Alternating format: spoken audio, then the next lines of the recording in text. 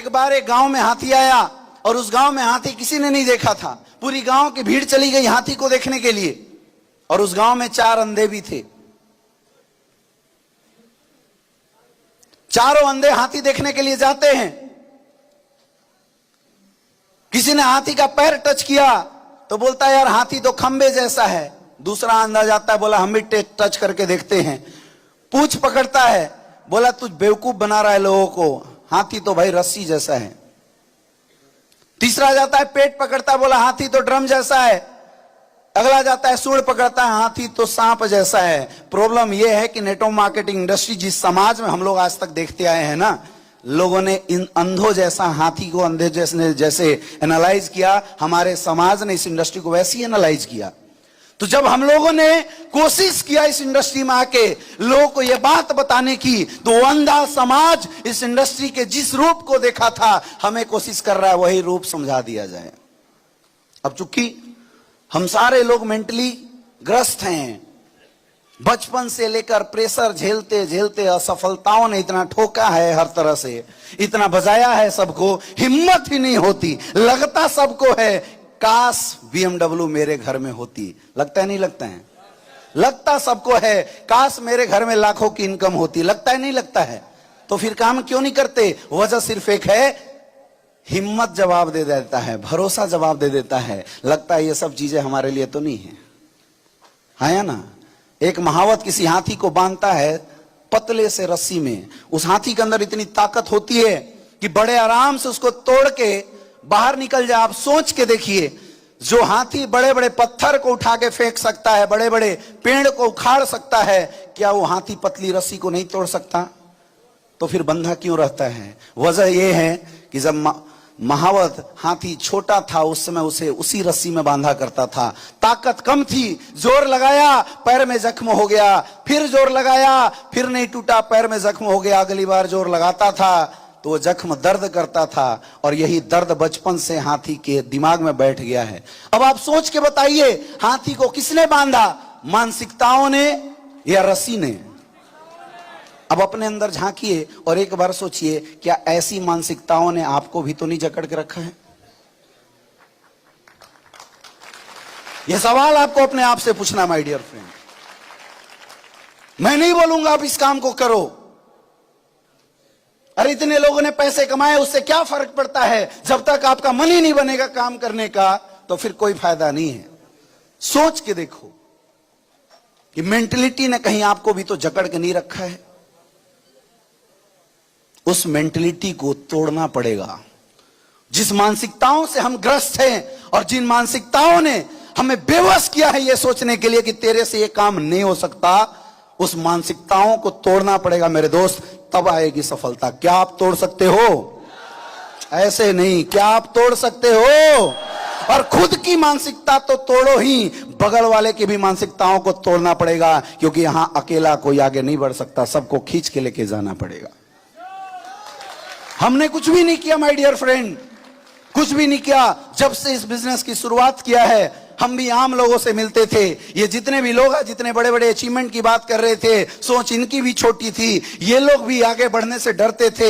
ये लोग भी छोटी छोटी बात में लड़ाई झगड़ा कर देते थे जैसे आप करते हो। हमने कुछ नहीं किया, बस अपनी मानसिकता को सही किया और इनकी मानसिकताओं को तोड़ा है। ये काम आपको करना है। कर सकते हो? कर सकते हो? कितने लोग कर सकते हो?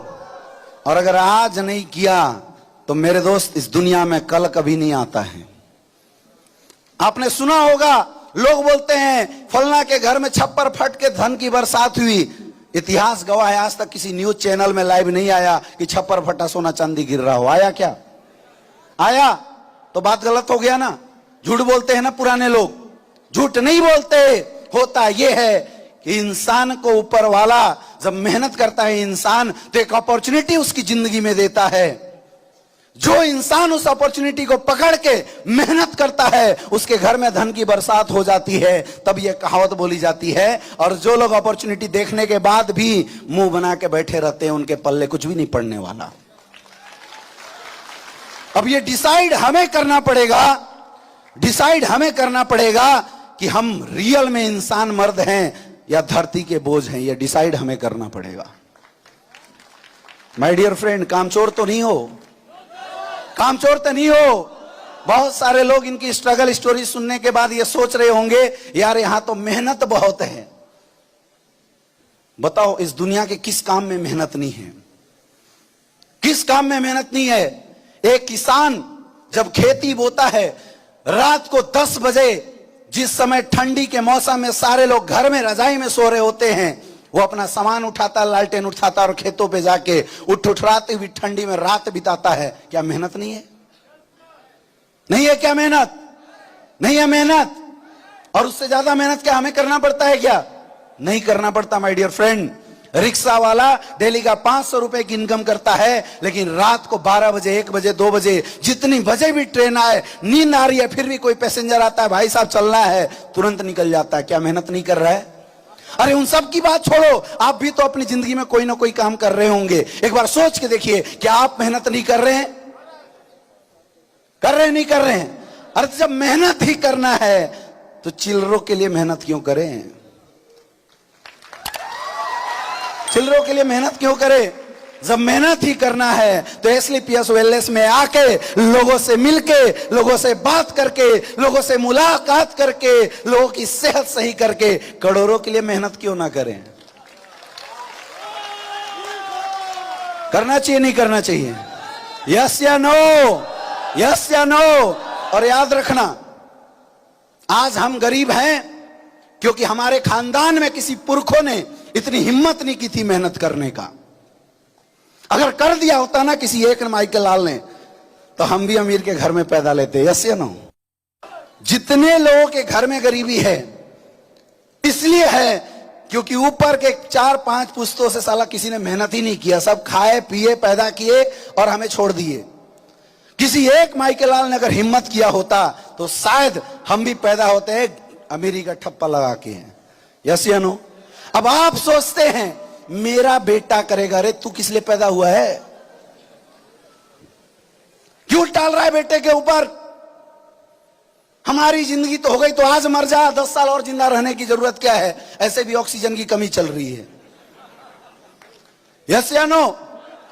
अरे डिसीजन ही बनाना है तो आज और अपने लिए डिसीजन बनाओ, अपने लिए डिसीजन बनाओ। प्लेटफॉर्म इतना जबरदस्त मिला हुआ माय डियर फ्रेंड, अपने लिए डिसीजन बनाओ और इतनी मेहनत करो, इतनी मेहनत करो कि आने वाले समय के बाद खानदान में, तेरे खानदान में कोई पैदा ले तो करोड़पति का ठप्पा लगा के पैदा ले। अब इसमें आपको दर्द जरूर होगा, दर्द जरूर होगा, क्योंकि ये चैलेंज किसके साथ है? ऊपर वाले के साथ है। चैलेंज किसके साथ है? अच्छा, भगवान ने हमें कैसे घर में पैदा किया? गरीब। यानी हमारी किस्मत में क्या थी? गरीबी। गलती से हमें मिल गया एसलीपीएस वेलनेस, उसमें भी लगाया कितना? 10-15 हजार रुपए लगाया, ज्यादा तो लगाया नहीं, उतने का प्रोडक्ट ले लिया और अब बोल रहे हैं कि मैं अमीर बनूंगा, अमीर बनूंगा। ऊपर वाला ऐसे ही छोड़ देगा क्या? पंगा तो भाई तूने ऊपर वाले से लिया है। ऊपर वाले ने गरीब बनाया, हम बोलते बनेंगे अमीर, तो पंगेबाजी किसके साथ? ऊपर वाले के साथ। लड़ाई किसके साथ? और ऊपर वाले को अगर हराना है तो तपस्या करना पड़ेगा मेरे दोस्त, मेहनत करना पड़ेगा, उसके अलावा कोई दूसरा अल्टरनेट ऑप्शन नहीं है। आप में से बहुत सारे लोग काम करते होंगे और आपके मन में निगेटिविटी आ जाती होगी, यार छोड़ो इस काम को, कुछ और कर लेते हैं। आती है? यस या नो? आपको क्या लगता है वो आप निगेटिव हुए हैं? ऊपर वाले ने तेरा बाईपास बना दिया उसी समय, तू निकल जा बेटा, आउट हो जा। अब ये तुझे समझना है कि जब जब निगेटिविटी आए, अपलाइन से मिलके काउंसलिंग करा के रुके या ऊपर वाले की बात सुने आउट हो जाए। क्या करना चाहिए? क्या करोगे? क्या करोगे? कई बार प्लान देने जाते हो, सामने वाला आपको बढ़िया से बजा देता है, हाँ या ना? यस या नो? सामने वाला घुमा देता है, आगे से घुसते हो पीछे से निकल जाता है, हमें लगता है बड़ा कष्ट है। आपको क्या लगता है ये कष्ट कौन दे रहा है? कौन दे रहा है? वो इंसान। भाई उसके मर्जी के बिना तो पत्ता तक नहीं हिलता, उसकी क्या औकात है आपको कष्ट देगा? ये कष्ट ही ऊपर वाला दे रहा है और एग्जाम ले रहा है आपका।